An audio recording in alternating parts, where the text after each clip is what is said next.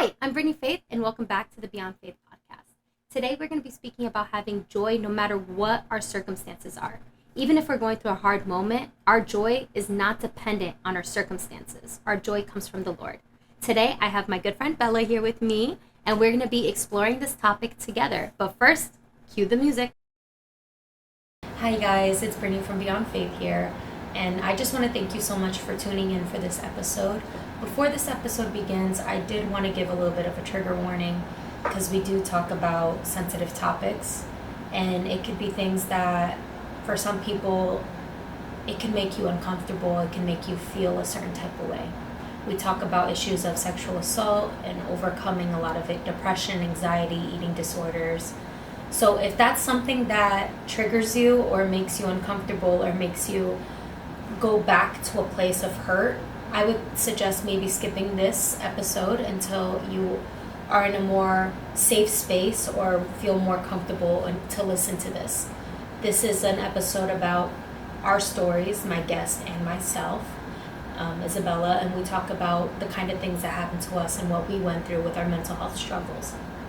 Again, I love you and thank you for your support, but if this is an episode that you can't watch for personal reasons, do what's best for you, and I pray that God starts you on the journey of healing so that one day when you're ready to listen to it, you can. This will be here as a resource, and it's a topic that I think is very important for us to talk about. So thank you for tuning in, and I hope you enjoy this episode. Bella, thank you so much for being here with me. I am so excited to have you on. Thank you. We talked a little bit about this topic and how we can overcome any situation we're put in when we have God with us. Mm-hmm. But first, before we go deeper into this topic, why don't you introduce yourself? I'm Bella. I'm 24 years old, and me and Brittany grew up together, so it's great to be here. It is true. We did grow up together. We've known each other since we were about 2 or 3. Yeah.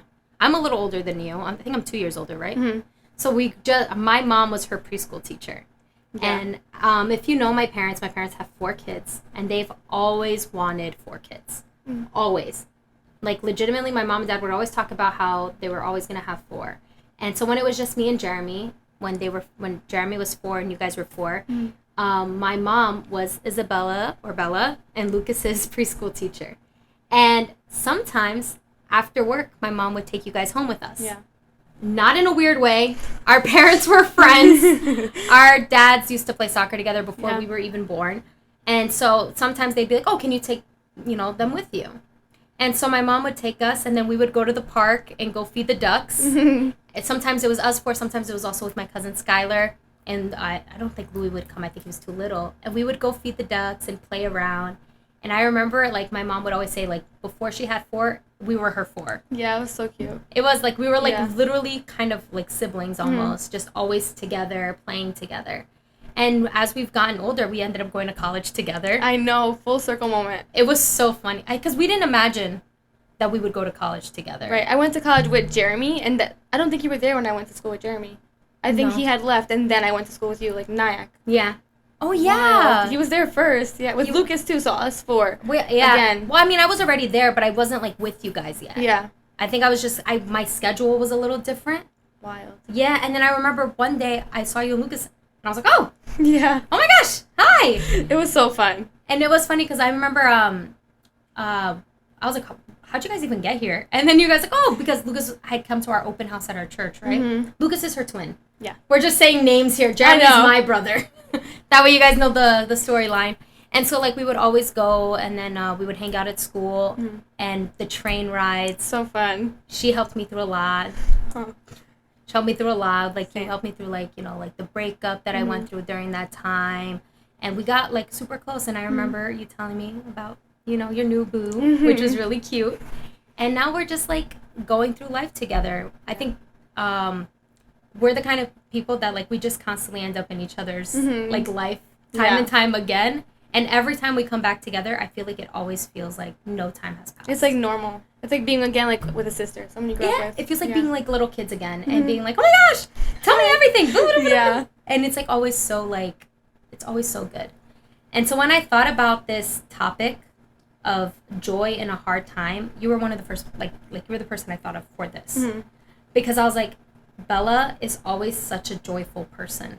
Thank you. Always. It doesn't matter what we're talking about, you always have a smile on your face. And you, like, have this thing of, like, making other people happy. And are, like, you don't cause drama.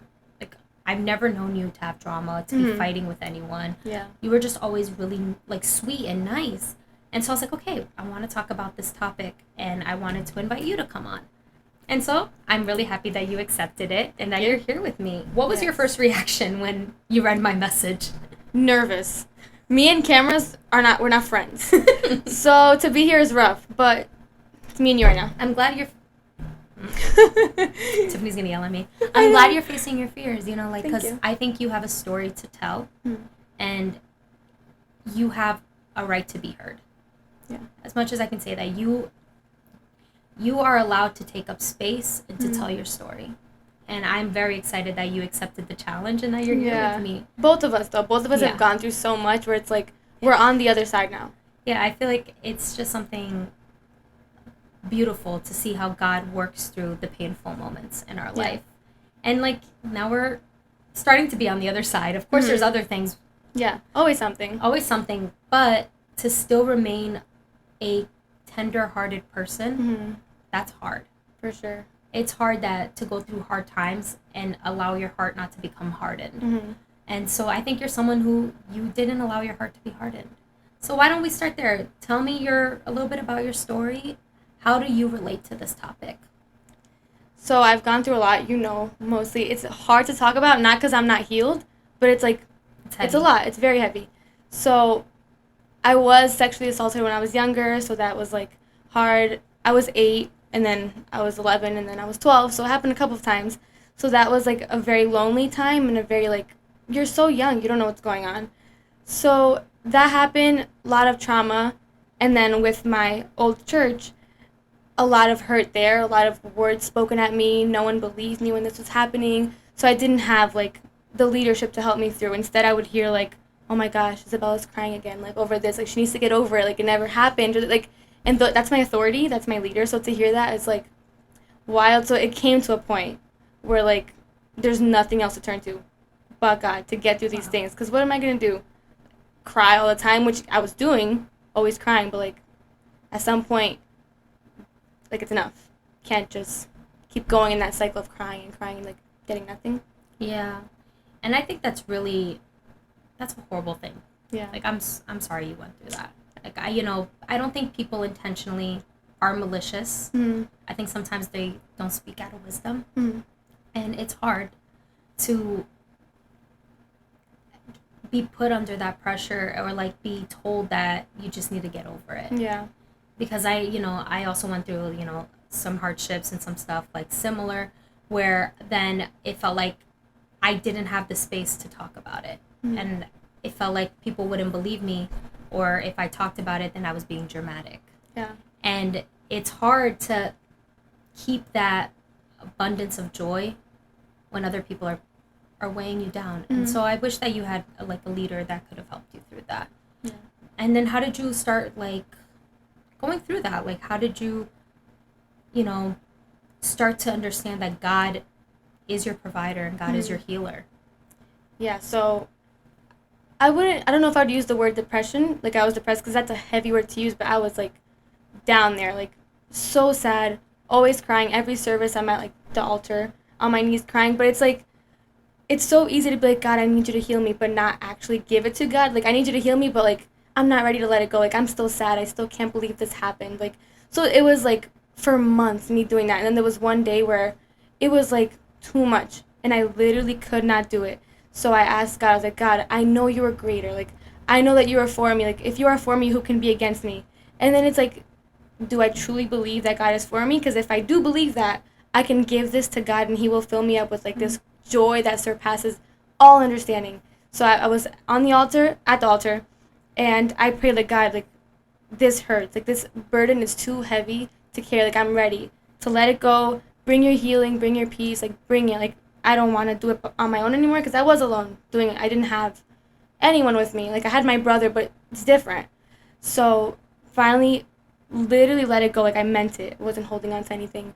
And then it's like, it was literally freedom in a second. Like, it was all the chains, everything, like, it was weighing me down or holding me, like, just left because I truly seeked out that healing. I wasn't holding on to anything. So it's just rock bottom. Just God's always there. Sometimes you feel like you have to do things alone, but when I realized like alone I cannot do anything. Yeah. It's when like I found my healing. That's where I found my like my peace and my comfort. I love when you even said, like, obviously I don't love it, but I like when you said, like, you finally came to God. You're like, God, this burden is too hard to carry. Because there are some burdens that are really hard for us to carry. I mean, there's certain things that we should never have to experience or go through, you know, but sadly we live in a world that's so corrupt and so broken and so perverse that we end up, you know, innocent people end up suffering the consequences of the actions of others. Yeah. And, you know, having to carry that when you're young and not knowing how to, like, to maneuver through life. Yeah. Not knowing how to, like, handle this and healing from it. And when other people don't give you space to talk about it, don't believe you, it creates an environment where, like you said, you were alone. Yeah. And that burden is a burden that's too hard for anybody to carry. Anyone. Because we're not meant to carry our burdens alone. That's why we have community. That's why we have church. That's why we have friendships. It's because if you have a burden and I have a burden, we can put them together and it's less for us. Yeah. Because now we have God helping us carry each other's burdens. And so it's like, it does suck. Like, this is the first time that I even talk about what happened with me. So I went through a similar situation where, you know, when you said, like, I was a kid, I didn't know. I know what that feels like. To be a kid and now you're carrying something that you were never meant to carry. And to go through that and to be dealing with adult feelings, it's a lot. Yeah. And the one thing that I really struggled with as I got older, I mean, I told you I, like, repressed a lot of stuff for a long time. And so I couldn't understand why I was so attracted to toxic. I didn't understand that. Yeah. And now I get it, because when your first interaction with stuff is, like, not the healthiest, it becomes a pattern. And so for me, I think I acted out where I kept repeating cycles in relationships because I wasn't healed fully. And because of, like, in the last episode, I talked about being a PK and having to be perfect and not being able to talk about certain stuff freely. I just didn't know how to get healing. Yeah. I didn't know. I didn't even realize I needed healing. Because, again, repression, keeping it in. But then I started struggling with food, where I wouldn't eat. I would, like, either, you know, go through periods of time where I wasn't eating, or I was eating too much. So, like, binging, basically. And all of that because I wanted to control my body. Yeah. I wanted to control, like, what comes in, like, into my, like, what gave me that sense of control. And so I know what you mean, like, about, like, feeling so helpless. Yeah. And being like, no one can see my pain. Like, I'm basically self-destructing and no one sees it. No one can understand. No one can understand. Felt like that, like, no one can understand it. Or people who did know, because I did not talk about a lot of stuff for a while, were almost like, not that you're being dramatic, but it's like you said, like, just get over it. Yeah. At least it wasn't as bad as what it could be. It could have been worse. Yeah, for sure. Hearing that, you're like, I'm carrying so much pain. And you're telling me that my pain isn't as bad as it could have been. Like, I understand some people have a bigger burden. Yeah. Some people have a way stronger burden than I have. And that what they went through was way bigger than what I went through. But that doesn't change that I'm feeling pain and telling me to just get over it. Exactly. I That's thank not God helpful. it wasn't worse for both of us. Of course, Because yeah. it could have been, but it doesn't diminish what happened Yeah. to both of us. Yeah. And anyone who's watching, who's had an experience, we're kind of beating around the bush a little bit about it. I know I am. Yeah, no, for sure. Not to give details just because of privacy, and I don't think it would, for me, be good to share that, just because I don't want to trigger anyone watching this either. But if you're going through a situation of something that happened to you, you're not alone, and you have a right to heal from that. So find healing in that. As you hear us talking about it, you know, like, know that healing is possible and you can find joy in your situation. I just want to say that really quick because I know how serious this topic is. So then I remember just going through that and not loving my body, hating myself, truly, truly, truly hating the woman that I would see in the mirror because I remember carrying a lot of shame. Funny enough, carrying a lot of shame when I would look in the mirror. So I'm like, what did I do to attract this kind of attention? Did I do something wrong? Did I wear something wrong? Did I say something wrong? And I was blaming, I don't know, I was blaming myself. For sure. To me, it's like, why? I'm so young, I don't know what's happening, but it's like, why didn't I say something? Yeah. Why didn't I stop it? Is that me? Like, did I let? Because I didn't stop it, it was like consent? Because it's not. It's but not. It's just very hard to speak up when you're going through that. In the moment, you literally just freeze. Yeah. It's like, what is going on? You're just trying to, like, you don't comprehend it. No, it doesn't make sense. We're so young. Yeah. And so then you're trying really hard to just survive. Yeah. Just survive. Just live. And then, it ends, you know? And then now you're stuck with repercussions, and I dealt with repercussions for a long time. One thing that I have spoken very openly about is my spouts of dealing with depression and anxiety. I've had a lot of, like, depressive episodes just because of dealing with all that stuff. I remember there was points where I didn't want to, like, go to school. I didn't want to obviously eat. I didn't want to talk to anyone. I wouldn't leave my room. It was so heavy. The only time that I would leave my room is when I would go to, like, work, go to church, and then when I would go to church, I would put a smile on my face and pretend like nothing's wrong.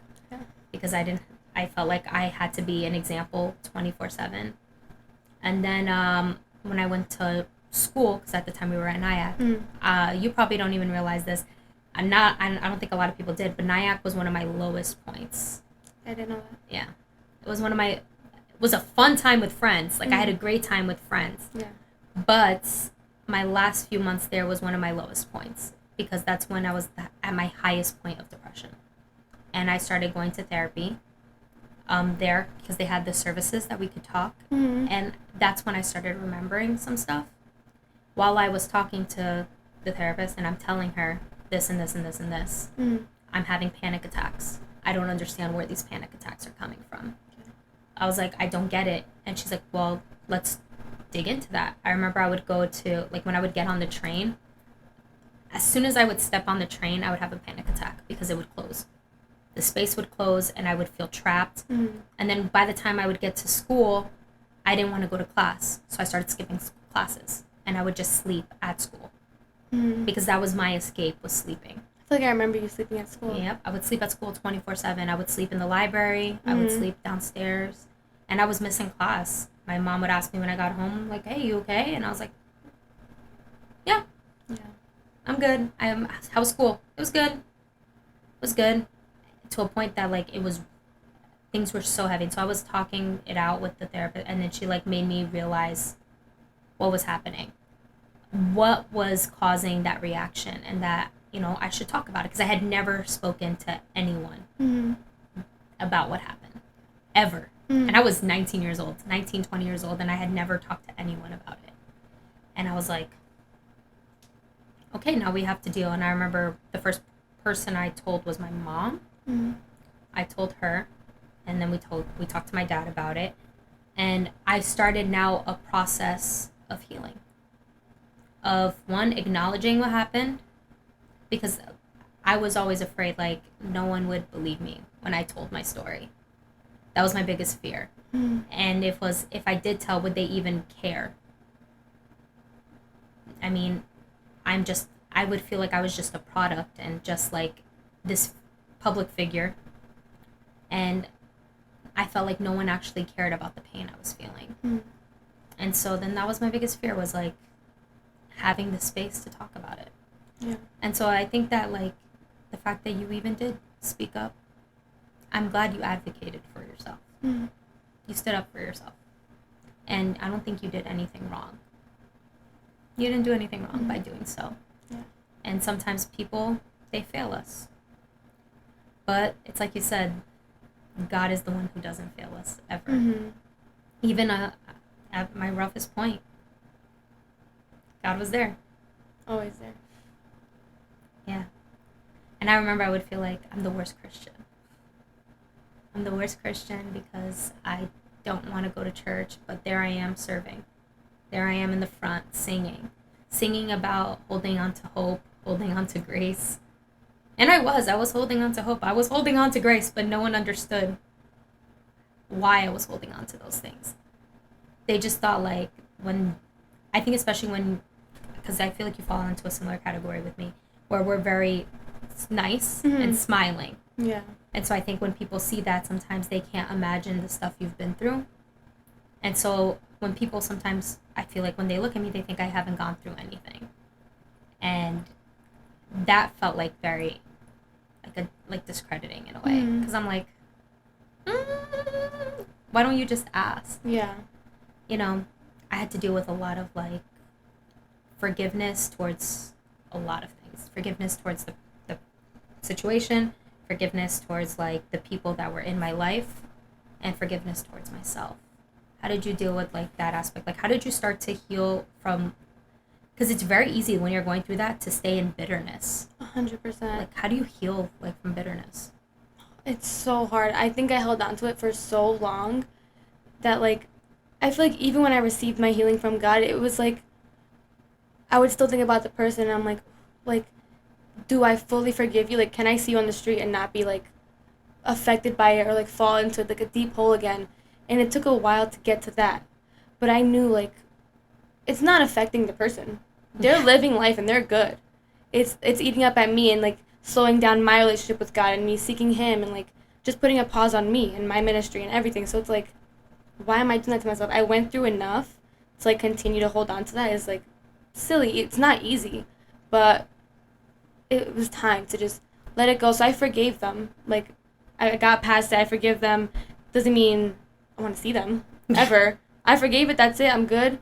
And now it's me and God. And now it's my story. Like something that got me through it is a verse, Genesis 50:20, where like you intended to harm me, but God intended it for good, to help others, like to save others. So I truly feel like for me and for you, like for speaking up the first time, like God's gonna use this story, whether it's through the podcast or like now us being more open and speaking about it, to like save girls and even boys that are going through it and that don't know how to speak up and don't know how to get past it. Like God through us. It's not us. Like we went through the experience, and God will equip us to speak to these kids and to speak to the adults. It's like he will give us the wisdom and give us the words to speak and to help and to lift up. Like he rose us up. Not that like this, everything happens for a reason. Yeah. God never ever loses control.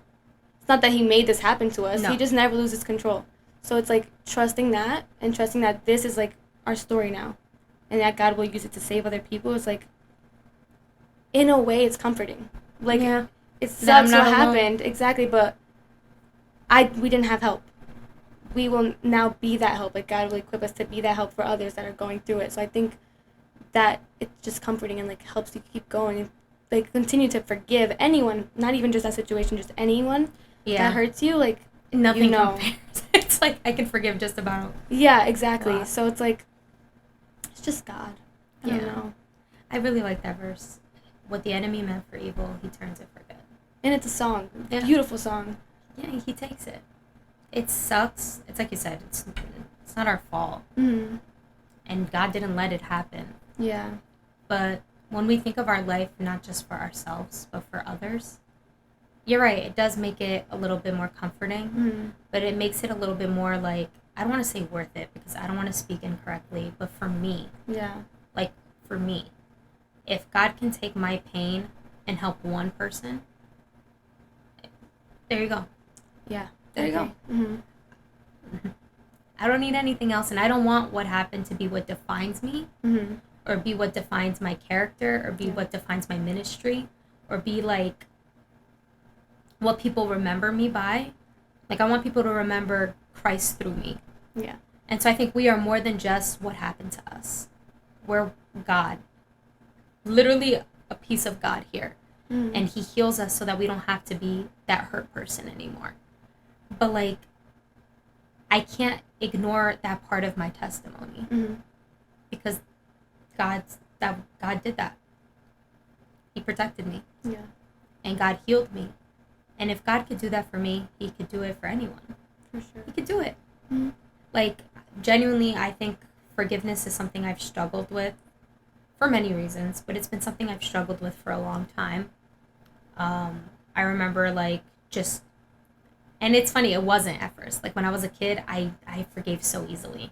My mom would say, because I went through bullying when I was, like, in kindergarten to second grade, and the girls that were mean to me, my mom would say that I would pray for them.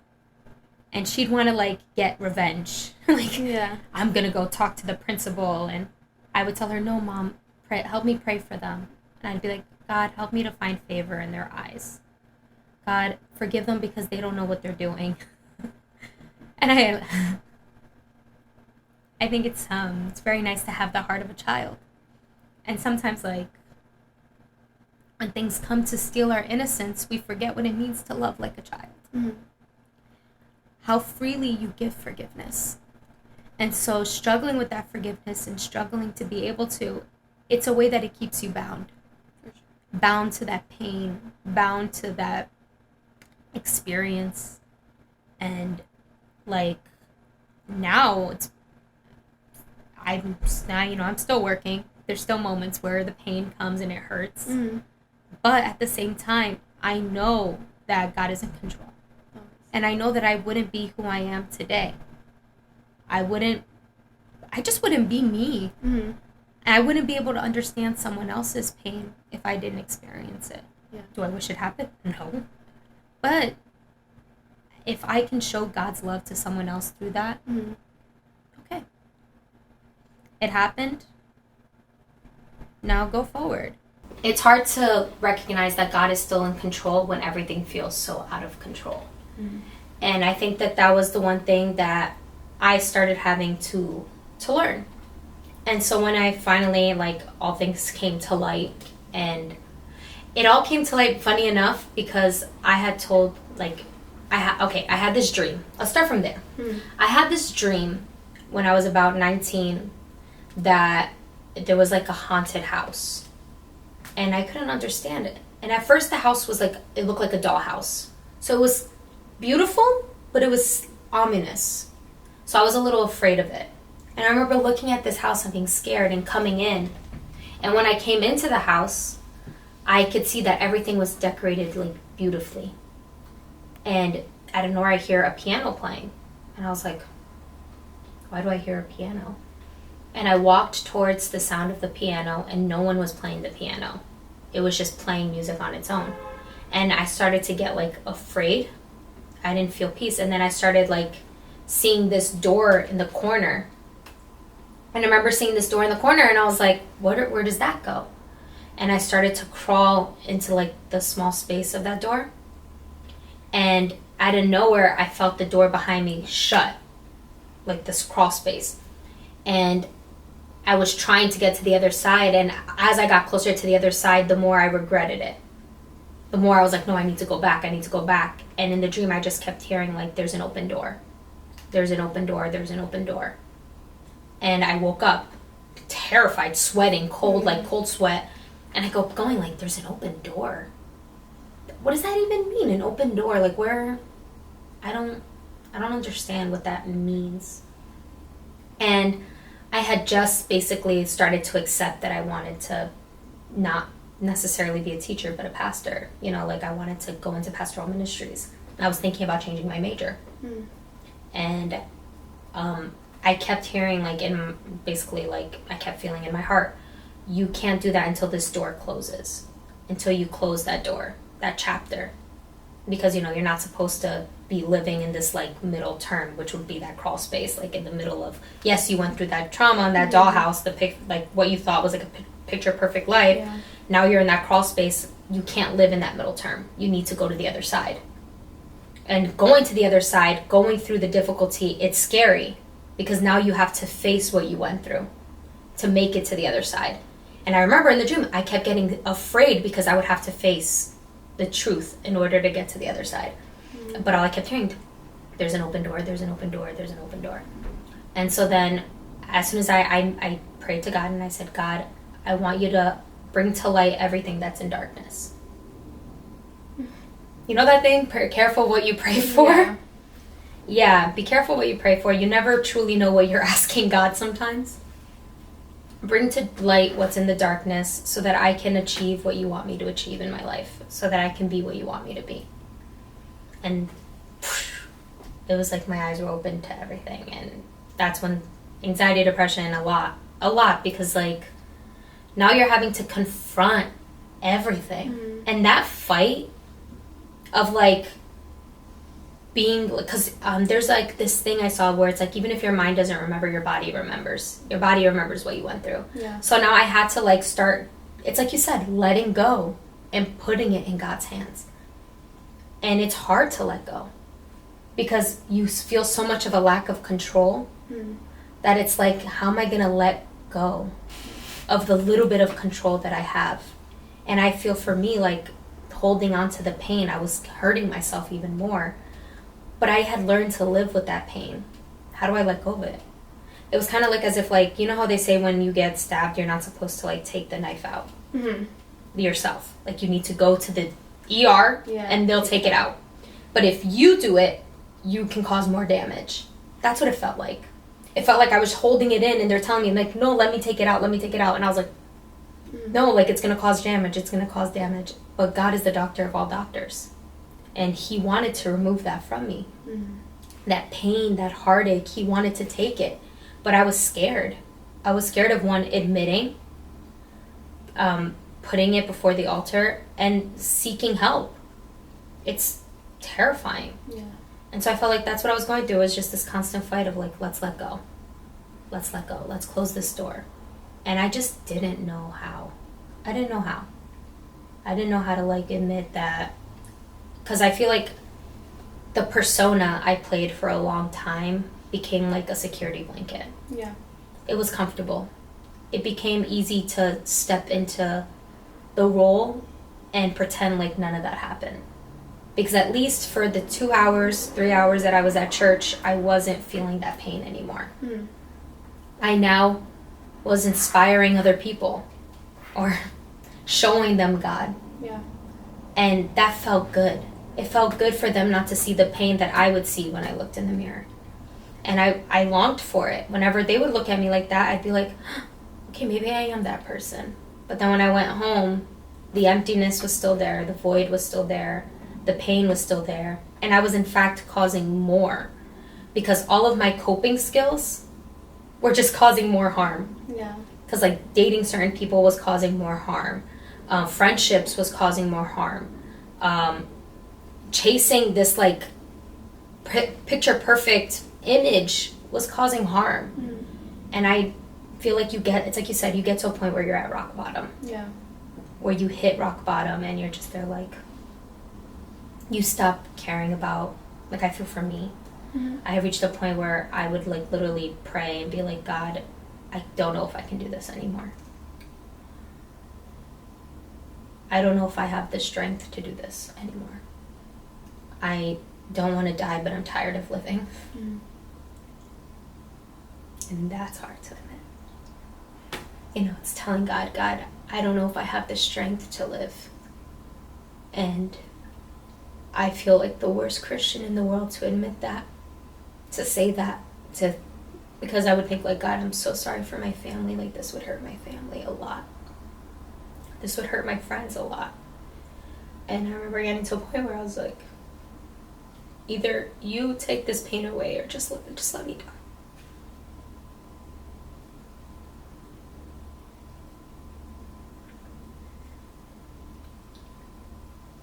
Either you take it away or just leave me, you know?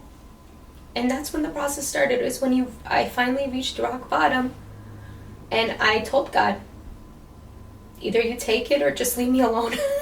Yeah. Like, seriously, leave me alone. Either you know, just leave me alone, God, and just leave me there. And I feel so lucky and so blessed that God didn't leave me there. Yeah. It was a process that began in my life. A process of saying no. And like I spoke on the other episode, when my dad caught me doing stuff that I wasn't supposed to be doing, which was a coping mechanism, it felt like, and my dad still loved me. Like, he saw me fully exposed, who I was. I couldn't pretend to not be something that I was anymore. He now knew that I was sinning, and doing things that weren't right. And he looked at me with so much eyes of love. And it's what I needed. Mm-hmm. And like I mentioned, he said, do you want me to leave ministry for you? Like, I'll leave it all for you. I'll leave it all behind. And at that time, he didn't even know what I was going through. He didn't even know the pain I was carrying. Yeah. But when he said that, it made me realize, like, my dad loves me so much. God loves me so much. He doesn't want me to carry this hurt anymore, or this burden anymore. He wants me to let it go.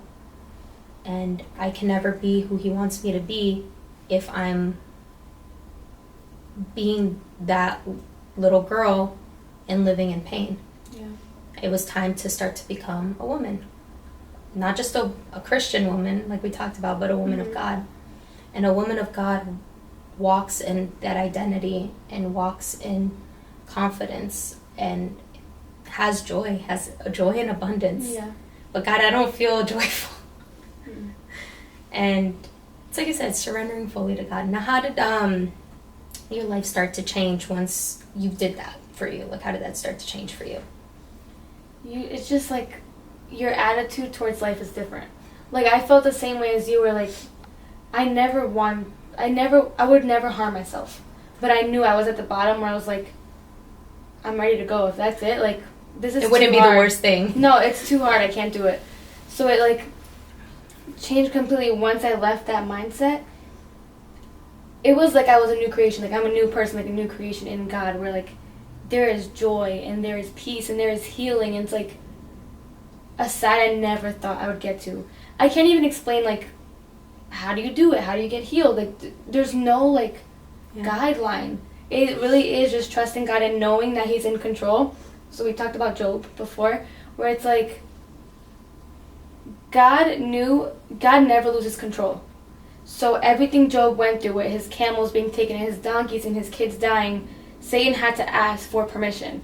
So anything that we go through, whether it was back then or whether it's now, little things, big things, Satan had to ask God for permission. So if God, it's not that God allows it, but like, He doesn't want us to go through it. I feel like it's important to say God doesn't want us to go through it. But when we are tempted or when we hurt or when we fall, that's where God meets us, if that makes sense. And He finds us there. Exactly.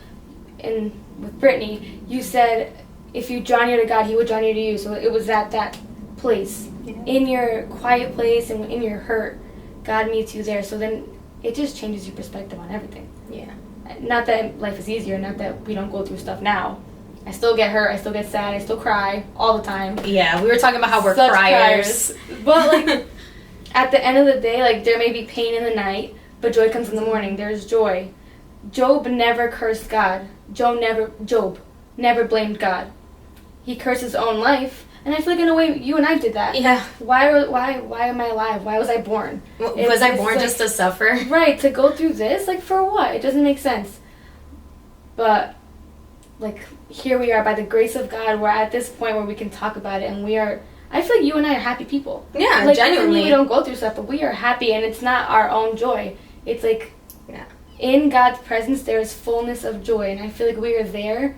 We're, like, in our ministries and, like, seeking and praying and doing these things, we're like, His joy is just so overwhelming and infectious. Like, I see you and I see happiness. I see Tiff and Brittany, I see happiness. Like, it's just God's joy. Like, you can't even describe it. It surpasses understanding. Exactly. So you literally can't describe, like, how it feels, and, like, I don't know. And He doesn't hold it. He doesn't withhold joy from anyone. No, He doesn't. If you want that joy and that peace and that healing, truly ask for it, and it's gonna pour down, like, in a way you never expect, which is crazy. But it's like just a good Father.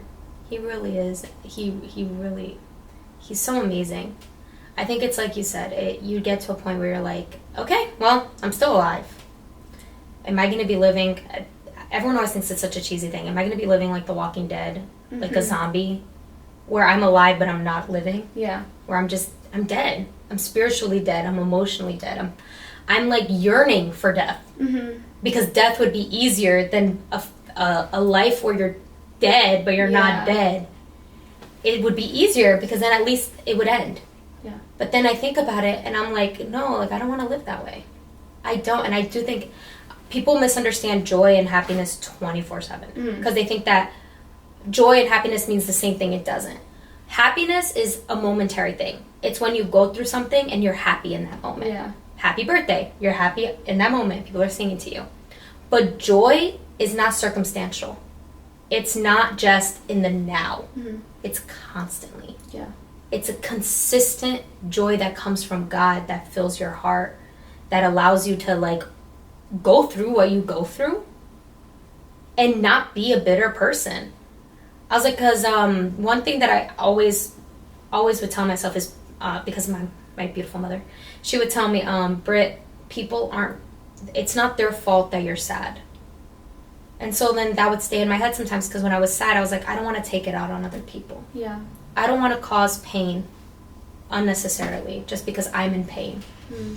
And so then I remember, like, it's like you were saying, the more you draw near to God, He draws near to you. Yeah. And it's the same prayer. God, help me to love me the way you love me, and help me to love others the way you love others. Yes. Just consistently, God, help me to forgive. God, I'm trying to forgive the unforgivable. Mm. Help me to forgive that. Not for them. Because it's not for them. It's like you said, they're living their life. They have their own miseries. They have their own things. They have the stuff they've been through. That's them. I was like, but when I'm living in bitterness, I'm carrying the weight of that with me every day. Yeah. That means that constantly, even though they haven't been in my life in years, I still have that reminder of what happened. And they probably don't even think about us at this point. It's They just us don't. carrying it, and it's weighing us down. It is. And it's like, what? I'm going to be angry at someone who's not even sorry? Yeah. They're not even sorry. It affected us, Mm-hmm. but it didn't affect them. Yeah. And I have to believe that, like, I don't know if you watched The Sound of Freedom. I didn't. I heard it was good. It's really good, and it Mhm. talks about a similar topic, a little bit more intense than what we're talking about. But it says, like, what was the thing, Tiff? God, like, help whoever harms the little children. Like, because they're God's children. And that's something that I take, and when people say, like, God is our vengeance, God is our vengeance. Mm-hmm. The greatest thing that I can do is to live a life for God, and God will take care of everything else. 100%. God will, I don't need to be vengeful, I don't need to have regret, I don't need to have those things. Because as long as my heart is in Christ, I know that He's going to take care of everything. And He's our greatest avenger. Mm. And He, you know, I've even read this thing where sometimes, like, and this brought me a lot of, like, joy in a way, that sometimes when we're crying, those tears reach heaven like a prayer. And so He understands our pain. Yeah. He hears it, He sees it, He feels our pain. When Jesus died on the cross and He was beaten, He felt our pain. Mm. The transgression, sin, He held on to it for us. And so it said that He cried so much, He cried blood. You know how much pain you have to be in to cry blood? So my pain, Jesus is compassionate towards my pain because He knows what pain feels like. Yeah. So when I cry, I know that God has caught every tear. And it's a prayer. And sometimes people don't realize just how powerful those prayers are, because the Holy Spirit is interceding for you. Yeah. And so I do think, like, it's like you said, it's not something that is a step-by-step instructions. Like, do this Yeah. first, then do this, and do that. No, like, Yeah. it's something that, like, every day you need to deal with what comes, because you don't even know. When you're in the moment of healing, so much comes up that you don't even realize. Mm-hmm. And then every day you're dealing with something else, like dealing with different pain, Yeah. dealing with regret, dealing with the things you did. And then you have to forgive yourself for what you did when you were trying to cope. Yeah. And then forgiving yourself and being like, I'm not the worst Christian in the world. I'm not a bad person. I did things that I wasn't supposed to do. I've made mistakes. I've been toxic at times. But if God can forgive me, I can forgive me. And then I can release that forgiveness to other people. For sure. And then joy starts to come. I was watching a preaching, I think like 2 days ago, and his message, like there's a title to a message. It was literally no pain, no progress. Wow. Which is literally like, if there's no pain, where's the progress? Like, where's the growth? Like, our pain is a story that God is going to use to touch so many hearts.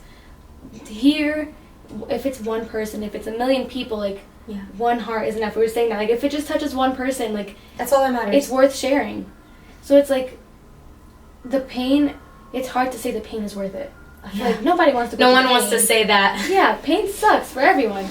But if there's no pain, there's no progress, there's no growth, like, God will use that pain into something beautiful, like Genesis 50:20, like, to save lives. Like, it's, like, just beautiful. Wild. And, like, you become speechless when you think about, like, God's joy and this peace that comes after all the pain that you feel day to day.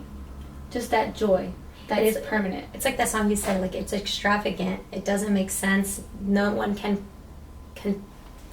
comprehend the way you love us. It really is like that. And it is. And it's like, I had this moment because I genuinely didn't think I was going to live past, like, 20 years old. It's a little dark. I thought that, like, I didn't plan for life really after 20. Yeah. Like, and when I did think about it, I thought I'd be married, I thought I'd have kids. But, like, I didn't have this exact thing of, like, after 20. Like, when I was 15, I didn't think of that. I just thought, I'm going to be married, whatever. I couldn't imagine life. And that's because I didn't have hope like that. And the other day, one of the kids from youth group asked me, one of the youth, I don't want to be disrespectful, they're youth, they're not kids. One of the youth, they came up to me. They're like, Brittany, let's do that again. They came up to me and they're like, Miss Brittany, because that's what they call me, Miss Brittany, how does it feel like to be old? Oh my goodness. And I was like, kids have no chill. Yeah. I was like, excuse you? How does it feel like to be old? And I just sat with that. And I couldn't help but smile. Which is weird. I just got called old to my face. Yeah. But I took a second and I remembered how I didn't think I'd be living this life. And I was like, it's the best. I was like, it's the best. I'm getting to experience things that I never thought that I would experience. Like, I get to live a life that I didn't even plan for, that I didn't work for. I have no business having it, and yet here I am. I don't deserve it, and yet here I am. Like, I'm happy. I have a family that I love, that loves me. My parents that'll do anything for me. I have a church family that I love so much, who give me so much support, who give me opportunities that people don't have. I have friends who give me so much joy, who listen to me when I'm in pain. Like, I have a job that I really enjoy. Not a lot of people can say they have a job that they enjoy. I love going to work. Same. Like, I love it. I love getting up and going to work, and I have my work friends that I enjoy who make me laugh. Like, I'm getting to live a life that I have no business having. And so when I look back at that, how can I not have joy? Yeah. God has protected me from so much and delivered me from so much. And here I am, 7 years past my expiration date. That's what it feels like. It feels like I'm 7 years after my expiration date. Yeah, What the enemy meant for death, I'm alive. Literally, it's crazy you say that because I feel like all week, my birthday's in like a week and a half. Yeah. So I'm turning 25, and it's so easy to get asked, and you're like, ugh, 25. It's scary. But, like, this past week I'm thinking, like, thank you, God, that I made it to 25. Yeah. Not because, like, I wanted to hurt myself, but because a lot of people don't make it to 25 this because age, of the trauma they've been through also. They hurt themselves, or, like, something happens to them and they pass away. Yeah. But, like, I'm 25, you're 27, I'm 24. I'm not 25 yet. I'm 24. You know, I'll tell you, 25 was a great year. I loved being 25. I'm ready. I loved it's it. Like, good. Like, we're here. We're did alive. it. A lot of people aren't.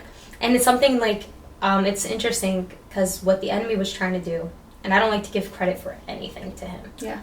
But this is to discredit him. He wanted, even if you weren't physically death, he wanted a spiritual death. Oh, yeah. He wanted an emotional death over your life, and you're living. Yeah. You're living too. You're living. Yeah. I'm alive. I look at it and I get joy. And then I remember, they're like, but you're not scared. You're almost 30. I was like, okay, relax. Don't feel that. I was like, okay, relax. But then I was like, huh. Whoa. Yeah. Yeah, you're right. I'm almost 30. And then I remember telling them, like, and then because we asked the question, right? How do you see your life in 10 years? And then I was like, in 10 years' time, I'm going to have everything I ever prayed for. It didn't happen in the timing that I wanted it to. But I'm happy. Yeah. I know that in 10 years' time, I'm going to have the complaint of my future kids making a mess and being loud, Yeah. and my husband maybe annoying me. But that's everything. I'm so sorry, future babe. I'm talking to you already when you watch this back. Right. My future baby boy. Ugh, no, delete that. Cut that out. Cut that out. Cut that out. Ew. You cringe. My future husband, like, I'm sure he's probably annoying me 10 years Yeah. time from now. But he's all I'm praying for right now. And my Mhm. children, I pray for them constantly. Yeah. I pray for that future life. Like, I cover our future together with prayer that God helps us and stuff. I'm not going to get to experience that if I don't get old. Yeah. If I don't get older. I'm not going to get to be... That's what's beautiful about life. It's hard, it hurts, but there's so many beautiful things that come with it. Yeah. To get to experience, I was like, if I wasn't here now and I'm not going to be there then, I'm never going to get to experience the love and the future that God has for me. So we have to go through that door frame. Yeah. We have to go and we have to keep going, even if it's scary, even if it's hard, even if you don't even know the outcome on the other side. We have to go through it because going back isn't an option anymore. Yeah. That door closed in my dream. The only open door was over there. Mm-hmm. It was done. And I had to go through that scary little corridor to see where God is going to take me. And it's something that I still don't know what's on the other side. And I'm still going through healing and I'm still going through that transformation from the inside. But I'm a little bit closer. And now I'm starting to understand that joy and peace doesn't come from situations. It comes from God. That even in the middle of the hardest point, I can still have that. Yeah. I can still have joy. Even if the storm is raging, Mm-hmm. if God tells me to step out onto the waters, I'm going to step out. He says, hey, come on. I got you. You're going to walk on water. Yeah. My God is the God of the impossible. I'm going to walk on water, and I'm not afraid of the storm. And I think that's when you reach joy, like, fully. Yeah. It's not when you don't want the situation to completely pass. It's when you can find good in the situation. Yeah. Where you're like, you know what? Like, we had our old youth leader. He would say all the time, like, whenever he would be late to work because he left a little later, and he would get mad because his daughter, she kept him, whatever, and he was supposed to leave earlier. And he was driving to work, and a little bit ahead, someone had been in a car accident. Like, about 2 miles ahead of him. That if he had left the time that he was supposed to leave, who knows if he would have been in that accident. Sometimes we don't know what was prepared for us in that day. Yeah. That little inconveniences keep us away from. Because God's protecting us. Because God said, you know what? I'm not going to let you get into that accident. You're going to leave late to work today. You're going to get there late. But God is saying, I'm taking care of you. And so when we can do that, where we see the no's as God's protection, rejection as God's blessing, we understand that God is taking care of us. Always. And He's protecting. And He's saying, I got a better future for you. Just hold on. Right. Stay here. Have you ever seen the movie Miracles from Heaven about the Yeah. little girl that falls off the tree? Yeah. In the end of the movie, it's my favorite movie. I think I've only watched it once, but it's my favorite movie because at the end, it's like throughout the movie, there's a little girl by herself in gym class, and a boy walks up to her, and it's like you don't think anything of it. And then there's like other random snippets, and then at the end of the movie, it shows where like that was God bringing the little boy to the girl because she was feeling lonely, or God moving in little things that we don't see. So like your youth leader in the car accident, like, it's just God moving. It could be inconvenient. You could feel lonely or whatever. God moves in little things that we don't see unless you have the bigger picture, Yeah. which is insane. And it's hard to remember that in the moment. Yeah. We're human. Yeah. But the bigger picture, like, sometimes you gotta take a step back and, like, not look at situations, like, from where you're at. Yeah. But step back and, like, really analyze everything in the situation. It's just, like, different. Yeah. It's so true. I heard once someone say that our hardest, what's it called? Our ministry is born in our hardest battle. Yeah. And I was like, whoa, that's deep. And then the preacher, because she was talking about her sexual assault story, and she built a ministry off of helping women that survived this. And so she was saying about how in the Bible you see many times that people's ministries was born from their hardest battle. For example, Paul's was born in him from being blind. So God blinded him in order for him to truly see him. And that's when he became and his ministry began. Yeah. Our hardest battles give birth to what God wants for us. I mean, think about it. The process of birth, we were all talking about it. It's scary. It's one of my biggest fears. I want to be a mom more than anything. More than anything. So scary. I want to be a mom. Yeah. Oh, yeah. I want to be a mom more than anything. But, like, at the same time, birth is scary. Mm-hmm. It's messy. It's painful. Very. And when we are having a ministry, it's your child, basically. And when you're going to give birth to your ministry, that process is going to hurt. But it's going to help somebody. Mm-hmm. And it's going to be worth every second. It's going to be worth it. We even said, if one person, Yeah. one, okay, if this helps one person heal, perfect. Or maybe makes one person feel less alone. Yeah. Even if that person's me. Right. Then it's okay. So if you're going through something, you know someone who's going through something, and you want to help someone, or maybe you need that help, you can overcome it. You can. Not by your own strength, not by perfection, because that's not that stuff. Life isn't perfect. But luckily we have a God who is, and his love perfects in us every single day. And you can be healed. We're two people here sitting before you telling you that you can live a life of joy after hurt, after pain.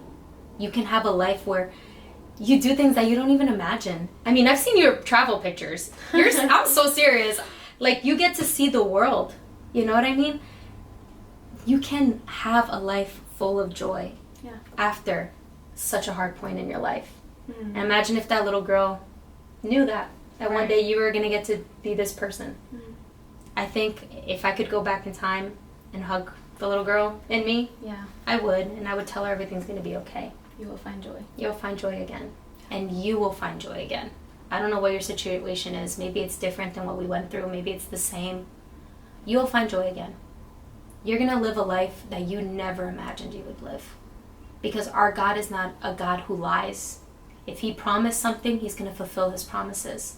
He doesn't change his mind. He doesn't forget you. He is continuous and continuous over and over again. And his promises renew every single day. And so that is the God that's here. That is the God that is with you. He's for you, and no one could come against you. And if that's something that you need to remember in your heart, that what the enemy meant for evil, God can turn it for good, say that to yourself while you're in the midst of going through what you're going through. What the enemy meant for evil, God is going to turn it for good. And remember, you are beautifully and wonderfully made. Have a good rest of your week. Bye! Bye. Ew, that bye.